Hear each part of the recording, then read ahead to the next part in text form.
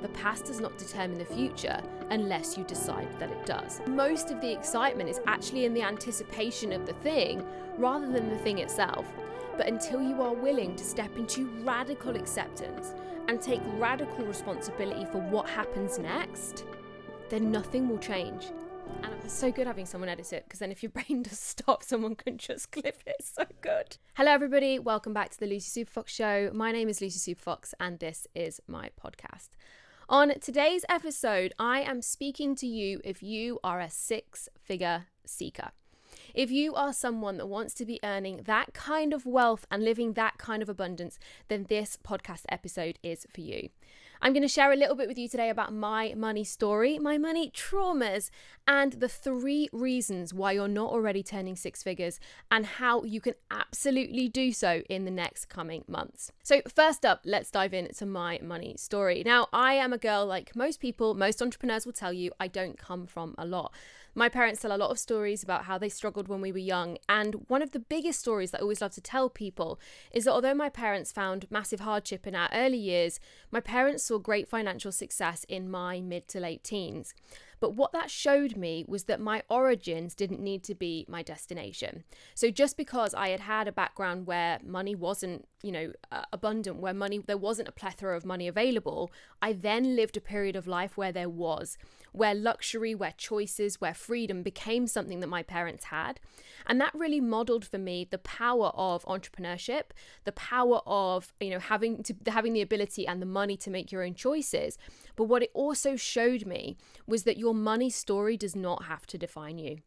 So I went in a very traditional route into corporate life. I went to university, I got a corporate job in events, and I absolutely loved it and worked my way up the ladder extremely quickly because I'm ambitious, because I was determined. And like I've said in previous episodes, because I was a hustler, overachiever who believed that she needed to be the best in order to be seen, heard, safe, and loved. And the truth was that carried me through for a long time. And in my 20s, I had all the energy to give to everything, and I was willing to make my work the center of my life. But where I ended up was at 27, almost 10 years ago now. I was in a shed ton of credit card debt. I had a corporate job being paid 36 grand a year. I was ready to buy my first house with my ex-husband. And I was just in a situation where I just was like, is this it? Is this the trap that I'm going to be in forever?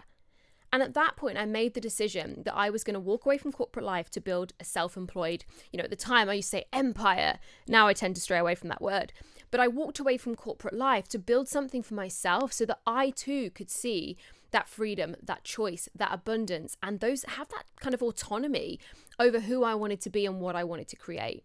So at 28, I left my corporate job to build the life and business that I have today now.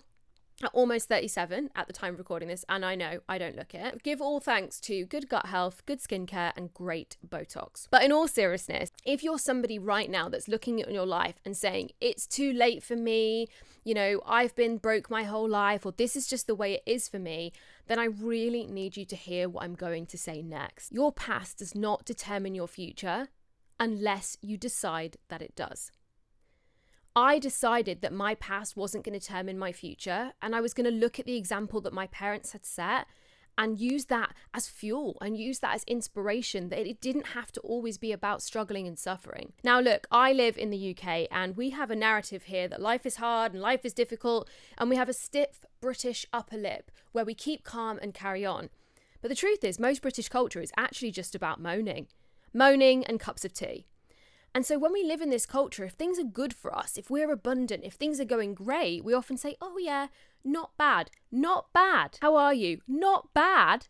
Not bad. What does that mean? So when we live in this kind of culture and this energy of lack and negativity and down and flat, it can be really hard to move into that energy of abundance, of success, of growth, of feeling like you're winning, simply because of the environment you spend your time in.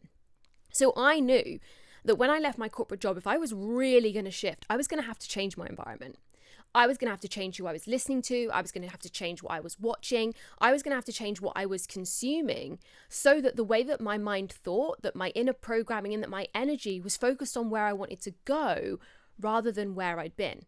Because like I said, the past does not determine the future unless you decide that it does. Now, most of us know, especially if you've listened to my podcast and my work for a long time, that 95% of who we are is actually programmed in our subconscious and in our nervous system, which means we're living life on autopilot 95% of the time. And when we're trying to create change, we've got 5% fighting against 95%. And it's not because you don't have willpower, it's simply math. So when we try to create something different, or we try to change the way we think or change the way we act, the number one thing is to change what we're consuming, change the energy we find ourselves in, and especially change our environment, because that allows that 95% to infiltrate into that 95%, that new energy, those new thoughts, those new beliefs, and those new paradigms, which is basically how we see the world. And so when we can shift those things in the 95%, the change doesn't just become possible, it becomes inevitable. So I knew this, I understood this intellectually, and so when I walked away from corporate life, I actually walked away from a lot. I shut myself away, and I don't talk about this very often, but I shut myself away for a long time. My friendship circle was extremely small, and I got head down and I got laser focused on what I wanted to create. Now, within 2.5 years of starting my business, I actually turned 6 figures. I turned 6 figures from multiple income streams, multiple income sources, and doing multiple things. And I share that with you not only just to be honest, but so that you understand that actually when we want to create more abundance and more wealth, being attached to one income stream can often make us quite tight and restrictive and lack-minded. And actually being open to abundance and wealth coming in from all sources is a really big part of the journey. So I remember it really well. I remember texting a friend saying, "Oh my God, I've done it. I've turned 100,000. And it was one of those most overwhelming and underwhelming moments at the same time, because it's like when you, people always say when you've achieved something, you get to the finish line and you're like, oh, I've done it now. Oh, that's good. And that's because most of the excitement is actually in the anticipation of the thing rather than the thing itself. But so I reached this point and I was like, wow. And then what happened next is the stuff that people don't talk about. And this is what I'm going to share with you that I don't think maybe anybody shared with you before. When you turn 6 figures, not only are you turning between 8.5, 10 plus maybe 10,000, 11, 12 plus thousand a month, there also becomes a shed ton of extra responsibility that nobody tells you about. So if you're based in the UK, and I can only speak to UK finances, when you turn over 85,000 a year, you have to register for VAT. VAT then means 20% of your income goes to your VAT account. Nobody told me that. So even though I was kind of focused and thinking on this 100,000, the truth was already 20% of that was going to the VAT man. At that point, when I was paying myself personally, I've crossed another threshold financially, and my tax rate goes up to 40%. From my limited company, there's a cap and a limit, and my profits change. There's a director's loan account, and there were all these extra things that I genuinely had no idea about. So the reason I'm telling you about them is not so that you're afraid or nervous, but so you can get informed about the things I was not informed about. We have this concept that if we just earn this much more money a month, that our life will somehow be miraculously different. But the truth is, practically, there are lots of restrictions and layers when it comes to how much money we can receive and what we can do with that money. And secondary to that, the amount of money doesn't determine who you are as a person unless you decide that it does.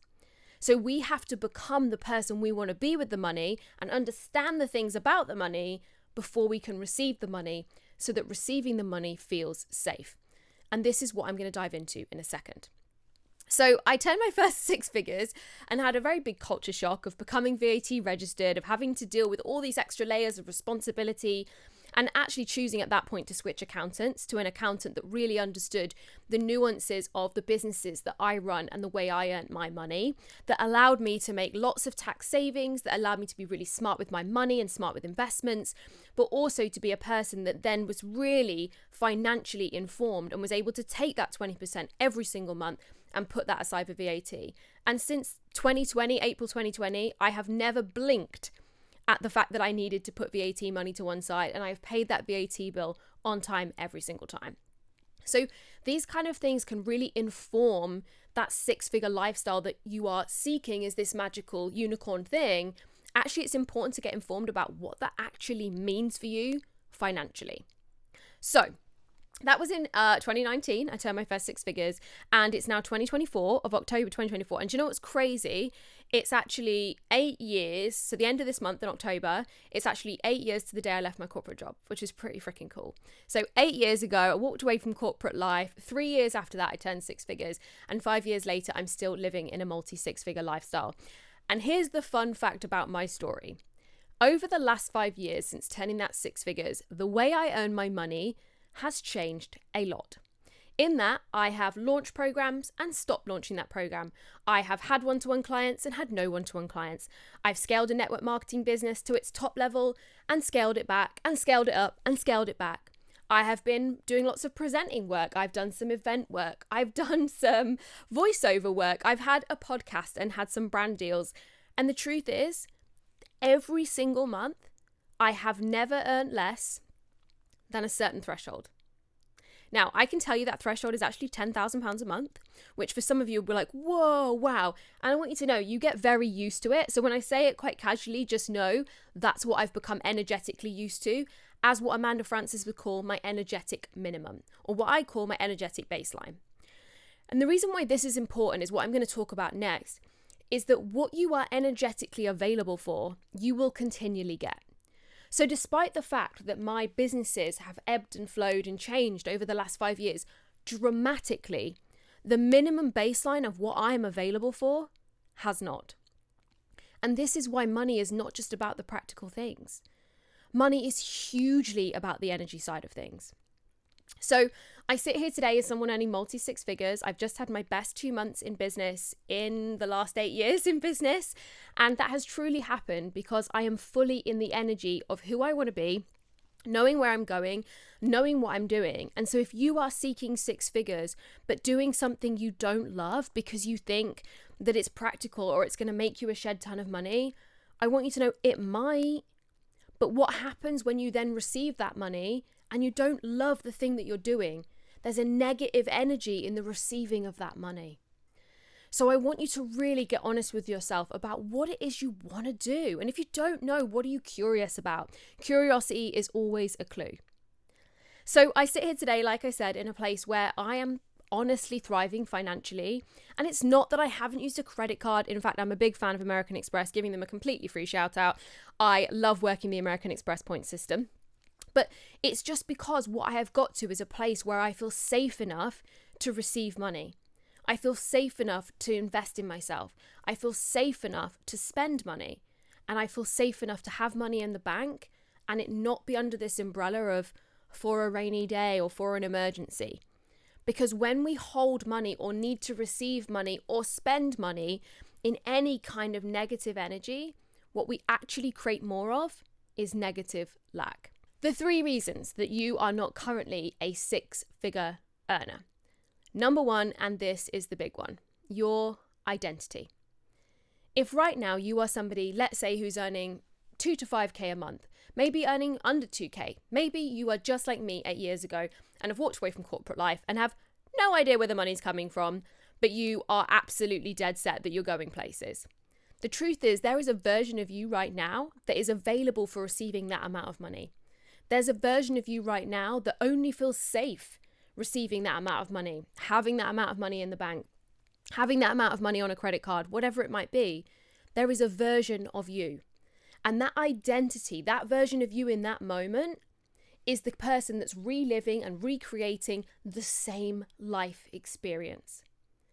The 10K version of you is a very different person, energetically, emotionally, physically, practically, intellectually. They think different. They feel different. They vibrate different. The way they move with money, the way they move in their career, it's different. So this isn't about suddenly spending as your 10K self as a 2K self, but it's about recognizing there is a gap in your identity about who you believe you are. And I know the same for me right now. There's a gap in the person I am right now earning six figures. If I wanted to be a millionaire, there's work to do on my identity and who I need to become. But it isn't a destination. And one thing I really believed when I turned six figures was that I was somehow going to turn into someone different. But everything to do with identity is about becoming. It's why one of my best-selling programs is called Becoming, about the journey, right? It's a program you can keep going back to over and over and over for each different phase, for each different stage as you achieve that next level goal. The identity of you right now versus the identity of the six-figure receiver, and I prefer receiver to earner, and I'll explain why when I talk about energetics. They are different identities. They're different thought streams, they're different energetic vibrations, they're different emotions, they're different practical things in your life and in your business. And so if you are living out the same life over and over, and you're committed to the life you have now, committed to the struggles, committed to the things that are hard for you, committed to the stories and narratives of the world that life is not bad, right? Then life is always going to not be bad. But the identity of the person that's thriving in business, that's turning more money, that's serving more people, that's scaling their life and operation, that person has a different thought stream and a different energetic imprint and a different feeling. And so what we have to first recognize and bring awareness to and curiosity to is the fact the 2K you and the 10K you are different people. And I've actually made a free masterclass all about this, and you can get this by going to lucysuperfox.com/growth. This is my growth season masterclass where I break down the 5 steps to absolutely crushing it and shifting into your next level self. So number 2, energetics. And I've already touched on this so much throughout my story, but the energetics is simply this. The energy at which you vibrate has a resonant frequency. So I'm on microphones right now. In fact, I'm on 2 microphones right now. We've got a camera, we've got screens, we've got everything going on. And actually there's a frequency. So much of this is about frequency. But with frequency, there also has to be a receiver. There has to be something to catch. And so let's say money is out here. Let's say the 6 figures that you're seeking, the 10K months is out here in the ether, right? Because energy is never destroyed. It's only transmuted into something else. So let's say money's out here in the ether, and let's face it, guys, online banking has made money more tangible than ever. Intangible because we're not touching it, but more tangible in that numbers can change in a heartbeat, in a second, rather than when it used to be someone would hand you £50 notes or write you a check. So money's out here in the ether, but you have to be the right receiver. So if your energetic vibration is lack and frustration and life is not bad and it's okay and I'm worried about money and I'm worried about bills and I'm thinking about this and I'm trying to plan forward, and it's this frantic, tight, restrictive energy, do you think that that is a receiver for the abundance and the flow and the freedom and the choices that you perceive are as your 6-figure self? Because the energy that we are in is what creates that next step in our life. So if right now, let's say you attracted an unwanted bill, you're like, whoa, I thought I paid all my tax, and suddenly there's an interest rate charge, and this has happened to me, by the way, as an interest rate charge, and you're like, whoa, £200 of interest. What? I thought I paid everything on time. But if I was in the energy when I was getting those tax bills of like, oh God, I've got to pay tax. This is so stressful. Why do I have to pay them this? They don't even fix the roads. I mean, some of the things I say when I pay tax are actually wild. But what that meant was, I wasn't in the energy of releasing money with a sense of abundance, releasing money with a sense of openness, releasing money in the energy of how I want to receive it. So if I am not the receiver, I cannot receive. So if you are in a negative vibration, a lack mindset, frustration, worry, fear, scarcity, when you are moving through money, no matter how normal that feels, that is exactly what you are going to get back. That is why money feels hard. That is why you get a client and client leaves. That's why you reach a certain point in your bank account and then that bank account drops. And guys, I've also made a whole free masterclass on this. You can get it by going to lucysuperfox.com/money masterclass, the energetics of money. But what I want to simply explain in this podcast is that your current energetic imprint around money is creating your current reality with money. Your energetic imprint is created by your identity, which was step 1. And secondly, it's created by how unaware you are of how you feel about your daily life. And I've talked extensively in previous podcasts, both on this podcast, The Lucy Super Fox Show, and on my previous podcasts, about how we live life on autopilot. And when we're on autopilot, we're just creating more of the same. So if there is one thing you could take away from this podcast, it would to start bringing radical awareness and radical acceptance to the life that you are actually creating and that you are responsible for. Now, point 3 is called systems and structures, but a side note, you are not responsible for the systems at play in our financial system in the UK, in the US, wherever it is you might live. You are not responsible for how other people spend their money. You are not responsible for how the government funds something or doesn't fund something. But the truth is, we are responsible for our own financial well-being and our own financial imprint. Where you are right now is not your fault. How you are right now is a result of every single room you've been in, every single thought, every single feeling, every single experience that you have had to date has brought you to this current moment. But until you are willing to step into radical acceptance and take radical responsibility for what happens next, then nothing will change. And I'm telling you that out of the goodness of my heart, from a good place. So know that it's said with so much love. But what happens next for you is completely and utterly down to you. So we have to work on our identity. We have to work on our energetics. And thirdly, the systems and structures that we create in our life around money. Now, whether or not you're self-employed, you have your own business, or maybe you do have a corporate job, or you work for somebody else.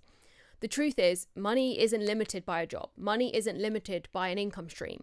It is simply limited by what you believe is possible for you, your energetic imprint, and how easy you make it for money to come to you. Now, something to think about is that money isn't just about receiving, because you could be receiving hundreds of thousands of pounds a month, but if you're then spending hundreds of thousands of pounds or dollars a month, the truth is you still net out at zero. So money is about a relationship. It's about your ability to receive, step one.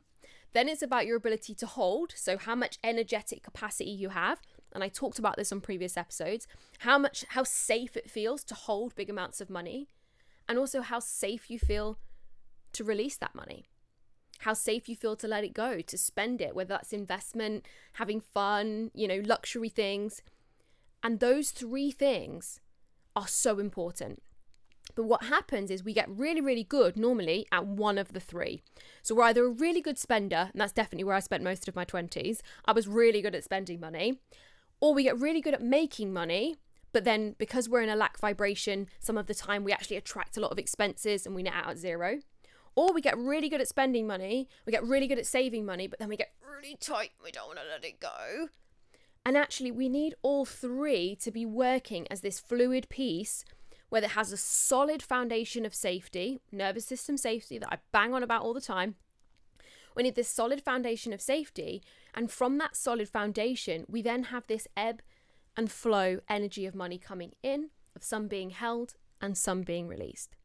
And when we can be in this energy, so not only this abundant, safe, strong, flowing place, but also we've got this screwed on, our identity about who we know we are, what we know we want, what we believe is possible for us, and then we have the practical structures. So we actually have a savings account that has a good interest rate, is a great practical structure. We actually have, we're able to put a payment plan for our clients to receive money, but also maybe on the investment that we invest in, we're able to use payment plans. Mortgages are a great system and structure for us to be able to up-level our life in a way that's actually manageable. So then the systems and structures that you place around money have a massive impact on your ability to receive, your ability to hold, and your ability to release. A great example of this is that when I first started my coaching business, I used to just send people like my bank details and was like, hey, here's a 1-page email with my bank details. This is how much it is a month. Cool. And that was it. But that meant people could cancel their payments anytime without giving me due notice. It meant I had to go back and reconcile every single payment against each client. It meant I had clients on different price plans, so I had to think about all the time, I was checking a spreadsheet, what price plan were they on, and then what did that mean I gave them? And I was like, this is crazy, what am I doing? Then I upgraded to a system that took an automatic payment. So I was like, okay, cool, so we've got an automate, so again, upgraded a system and structure that made it easier to receive. So upgraded to that system, but then I actually found that what that system was doing was not allowing clients to add on extras or increase the scale of their coaching package. And then I bought a new website, and then I built packages and programs and courses into the back end that had membership areas that had automatic payments, right? And so it started to scale from here. Then I got invested in a great finance software that allowed me to track all my receipts, And in fact, some of the software I use, I will drop in the show notes below if you're interested, genuinely. And I talk about this. I actually have a mini course. It's actually this time of year. Fun fact, I do a cyber sale, and this mini course in the cyber sale, it's called the Entrepreneur Revolution. So you can check that out going to lucysuperfox.com/entrepreneur. But I talk about all the systems and structures that I use in there. But what this meant is over time, I upgraded my practical systems and structures whilst I upgraded my energy, whilst I upgraded my identity. And what happens a lot of the time is we try to go all in over here, right? We're like, okay, I'm going to buy the fanciest website, the fanciest software, the fanciest thing, but we're still a 2K person and we're still vibrating in lack. And then we wonder why this doesn't work, or why we actually feel like this is the thing that's keeping us just about treading water with money. And I've seen it in reverse. So just an example, like this podcast studio, I started my podcast and did almost 4 years of a podcast on Zoom. 2 years later, I got a microphone. I then started filming on my phone with a microphone as iPhones got better. And now I invest in a podcast studio. It's a progression of who I've become, how I invest in myself and how I see myself, and how safe I feel to invest in the content that I put out. It's all a journey. So right now, the likelihood is you are in one of 3 places with money. You feel like you're in the never enough, and never enough to me feels like I'm climbing. Like if you think about a swimming pool that you're like, you're right at the bottom and you're trying to find your way to the top. Then there's treading water, so it's just enough. You're just about paying the bills. You're like, just about paying the bills. There's never any left over for any more. Or there's more than enough. There's a place where you're just chill. You're floating. You're doing breaststroke, right? You're relaxed. And so one of those 3 places is a result of your identity, your energy, and the systems and structures you play in. So if you are right now committed to becoming a 6-figure seeker, you're like, I'm ready, Luce. I'm ready to change how I see things. I'm ready to change how I feel about things. And I'm ready to change how I do things. Then join me inside the Growth Masterclass. Go to lucysuperfox.com/growth and join me inside the Growth Season Masterclass, where I break down for you the 5 steps on moving from where you are now to that 6-figure life. So as always, thank you for joining me. This was my podcast, and I'll see you on the next episode.